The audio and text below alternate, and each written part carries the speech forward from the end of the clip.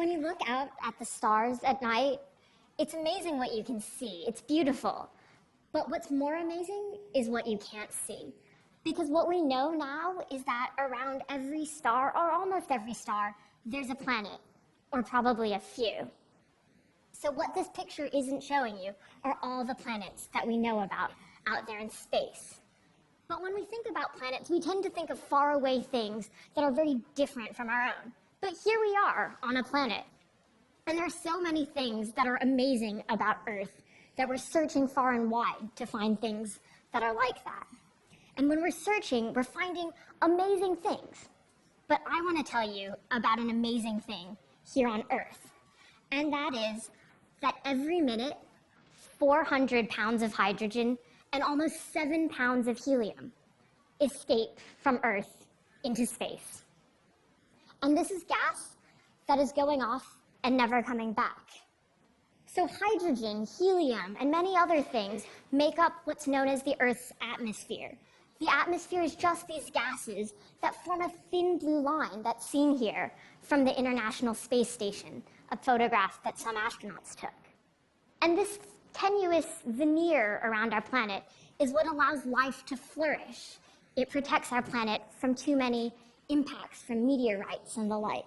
And it's such an amazing phenomenon that the fact that it's disappearing should frighten you at least a little bit. So this process is what's something that I study, and it's called atmospheric escape. So atmospheric escape is not specific to planet Earth.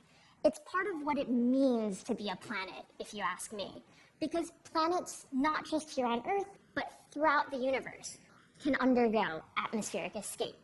And the way it happens actually tells us about planets themselves. Because when you think about the solar system, you might think about this picture here. And you would say, well, there are 8 planets, maybe 9. So for those of you who are stressed by this picture, I will add somebody for you. Courtesy of New Horizons, we're including Pluto. And the thing here is, for the purposes of this talk and atmospheric escape, Pluto is a planet in my mind. In the same way that planets around other stars that we can't see are also planets. So fundamental characteristics of planets include the fact that they're bodies that are bound together by gravity. So it's a lot of material just stuck together with this attractive force. And these bodies are so big and have so much gravity, that's why they're round. So when you look at all of these, including Pluto, they're round. So you can see that gravity is really at play here. But another fundamental characteristic about planets is what you don't see here, and that's the star, the sun, what all of the planets in the solar system are orbiting around. And that's fundamentally driving atmospheric escape. The reason that fundamentally stars drive atmospheric escape from planets is because stars offer planets particles and light and heat that can cause the atmospheres to go away. So if you think of a hot air balloon, or you look at this picture of lanterns in Thailand at a festival, you see that hot air can propel gases upward. And if you have enough energy in heating, which our sun does, that gas, which is so light and only bound by gravity, it can escape into space. And so this is what's actually causing atmospheric escape here on Earth, and also on other planets, that interplay between heating from the star and overcoming the force of gravity on the planet. So I've told you that it happens at the rate of 400 pounds a minute for hydrogen and almost 7 pounds for helium. But what does that look like? Well, even in the 80s, we took pictures of the Earth in the ultraviolet using NASA's Dynamic Explorer spacecraft. So these 2 images of the Earth show you what that glow of escaping hydrogen looks like, shown in red. And you can also see other features like oxygen and nitrogen in that white glimmer in a circle showing you the auroras, and also some wisps around the tropics.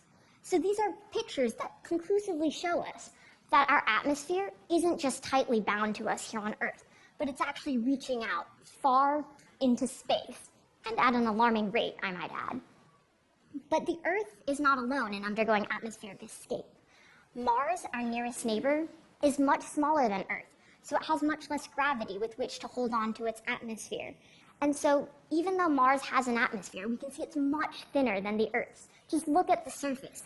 You see craters indicating that it didn't have an atmosphere that could stop those impacts. Also, we see that it's the red planet. And atmospheric escape plays a role in Mars being red. That's because we think Mars used to have a wetter past. And when water had enough energy, it broke up into hydrogen and oxygen. And hydrogen being so light, it escaped into space. And the oxygen that was left oxidized or rusted the ground, making that familiar rusty red color that we see. So it's fine to look at pictures of Mars and say that atmospheric escape probably happened. But NASA has a probe that's currently at Mars called the MAVEN satellite. And its actual job is to study atmospheric escape. It's the Mars Atmosphere and Volatile Evolution spacecraft. And results from it have already shown pictures very similar to what you've seen here on Earth. We've long known that Mars was losing its atmosphere, but we have some stunning pictures. So here, for example, you can see in the red circle is the size of Mars, and in blue you can see the hydrogen escaping away from the planet. So it's reaching out more than 10 times the size of the planet, far enough away that it's no longer bound to that planet. It's escaping off into space. And this helps us confirm ideas like why Mars is red from that lost hydrogen. But hydrogen isn't the only gas that's lost. I mentioned helium on Earth and some oxygen and nitrogen.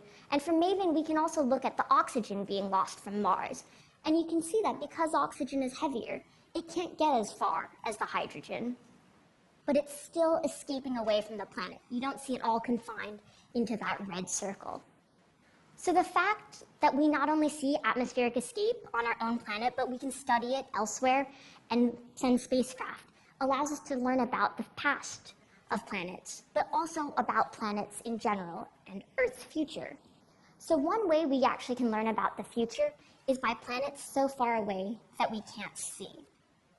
And I should just note, though, before I go on to that, I'm not going to show you photos like this of Pluto, which might be disappointing, but that's because we don't have them yet. But the New Horizons mission is currently studying atmospheric escape being lost from the planet. So stay tuned and look out for that. But the planets that I did want to talk about are known as transiting exoplanets. So any planet orbiting a star that's not our sun is called an exoplanet or extrasolar planet. And these planets that we call transiting have the special feature that if you look at that star in the middle, you'll see that actually it's blinking. And the reason that it's blinking is because there are planets that are going past it all the time. And it's that special orientation where the planets are blocking the light from the star that allows us to see that light blinking. And by surveying the stars in the night sky for this blinking motion, we are able to find planets. This is how we've now been able to detect over 5,000 planets in our own Milky Way. And we know there are many more out there, like I mentioned. So when we look at the light from these stars, what we see, like I said, is not the planet itself, but you actually see a dimming of the light that we can record in time. So the light drops as the planet decreases in front of the star, and that's that blinking that you saw before. So not only do we detect the planets, but we can look at this light in different wavelengths. So I mentioned looking at the Earth and Mars in ultraviolet light. If we look at transiting exoplanets with the Hubble Space Telescope, we find that in the ultraviolet, you see much bigger blinking, much less light from the star when the planet is passing in front. And we think this is because you have an extended atmosphere of hydrogen all around the planet that's making it look puffier and thus blocking more of the light that you see. So using this technique, we've actually been able to discover a few transiting exoplanets that are undergoing atmospheric escape.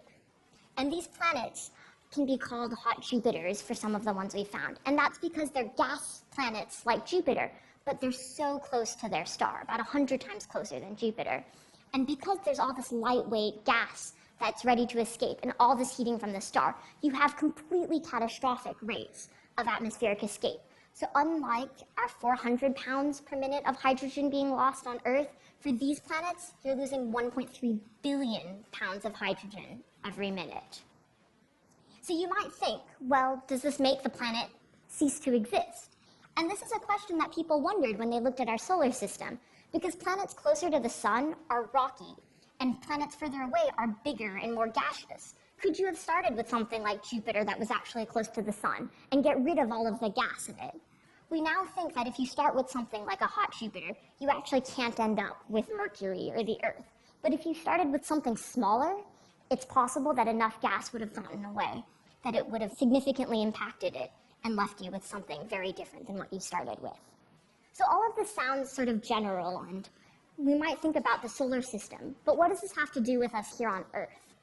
Well, in the far future, the sun is going to get brighter, and as that happens, the heating that we find from the sun is going to become very intense. In the same way that you see gas streaming off from a hot Jupiter, gas is going to stream off from the Earth. And so what we can look forward to, or at least prepare for, is the fact that in the far future, the Earth is going to look more like Mars. Our hydrogen from water that's broken down is going to escape into space more rapidly, and we're going to be left with this dry, reddish planet. So don't fear, it's not for a few billion years, so there's some time to prepare. But I wanted you to be aware of what's going on, not just in the future, but atmospheric escape is happening as we speak. So there's a lot of amazing science that you hear about happening in space and planets that are far away. And we are studying these planets to learn about these worlds, but as we learn about Mars or exoplanets, like hot Jupiters, we find things like atmospheric escape that tell us a lot more about our planet here on Earth. So consider that the next time you think that space is far away. Thank you.